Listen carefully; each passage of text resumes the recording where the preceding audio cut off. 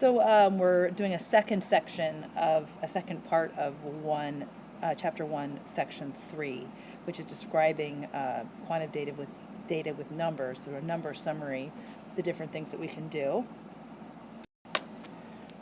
So the section we just went through allowed you to calculate the measures of center, mean and median, and then measures of spread. We talked a little bit about range, just being minimum to the maximum, and the IQR, which is your Q3 minus Q1. Visually, it's the length of the box, and so you need to calculate that. And then standard deviation is the focus of this particular lecture, and why we should not choose standard deviation as the for good measure of spread if there's outliers. And that leads us to this piece. In general, mean and median are interchangeable as good measures of center, and standard deviation is the most accurate one. But if there are outliers, you are going to choose median for center, and you're going to choose IQR to talk about the spread, because both standard deviation and mean are not resistant to those outliers. They tend to pull those calculations in the direction of the outlier. Whether it's a high outlier, the mean is going to become higher than the median, and the IQR doesn't get changed by one outlier where the standard deviation does. You got to be able to not only calculate those outlier boundaries, which would be Q1 minus 1.5 times the IQR to find the lower outlier boundary, and Q3 plus the 1.5 times the IQR is the upper outlier boundary. Not only on the tests are you going to have to do that, you're going to have to explain your process. To just throw a number down is not good enough. So you need to say we're trying to find the boundaries, you need to show your calculations, and then you need to communicate that a number falls within those boundaries or is outside of those boundaries, and therefore we can conclude it's an outlier. Making and interpreting box plots, we're going to do more of that in class. And then this last part is really a big chunk of the class, is when we use what kind of graph and what kind of summary are we going to use to allow us to answer our questions. Okay, so when we talk about spread, we're going to we have three number summaries that we can use. We can just talk about the range of the data.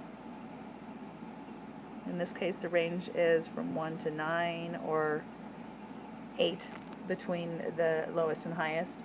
We can talk about the IQR, which is the Q3 minus Q1. In this case, it's 7.5 minus 4.5, which is 3. So this is talking about 50% of the data is in that box. So 50% of the data is within 3 numbers of pets, and so that gives you some information. And IQR, once again, is a good measure when we have outliers.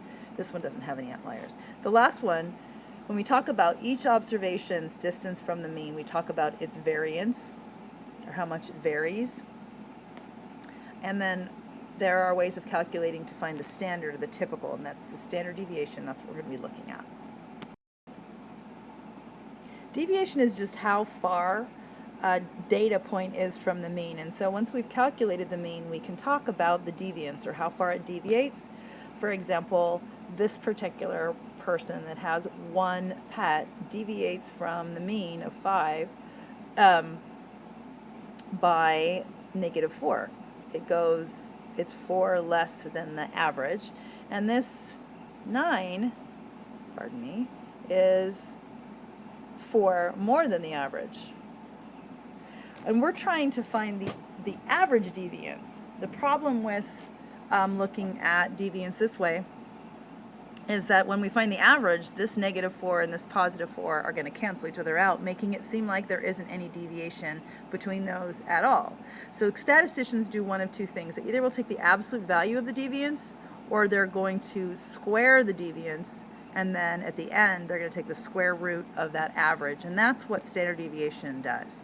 It's It's kind of labor intensive to do by hand. We're going to do most of our standard deviation calculations using a calculator, but you do need to understand that what we're doing is we're taking each of the deviations and we're squaring it to undo that whole positive, negative, cancel out thing.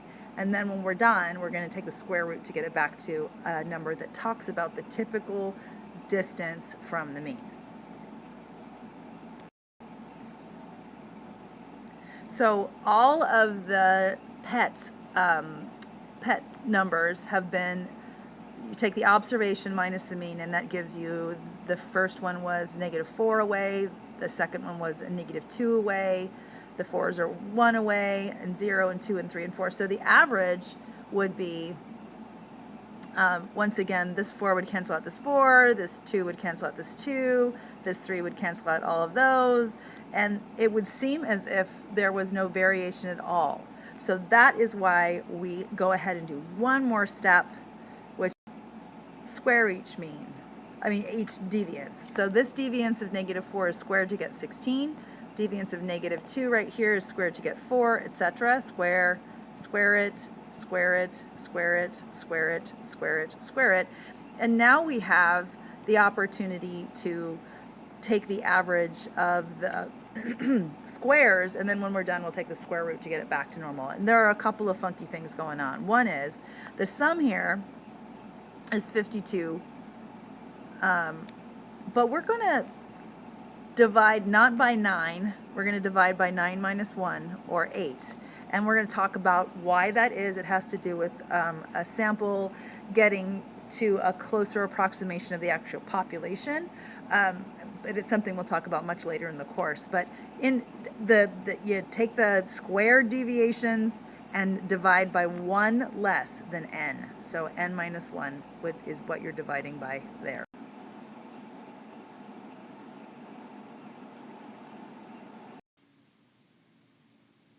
So we have our variance now, which is called s squared, and it's the sum of the squares divided by 1 less than the number of data items, and that number is 6.5.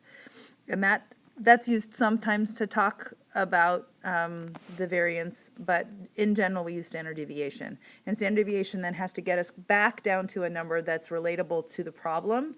6.5 doesn't make sense as the variation between the mean of 5 and the average distance, but 2.55 does. So basically this 2.55, this standard deviation says, and it's kind of funky because in this case it's pets and we don't talk about 2.5 pets, but still, the typical number of pets is 2.55 from the mean of 5. So the typical data varies by about 2.5 pets.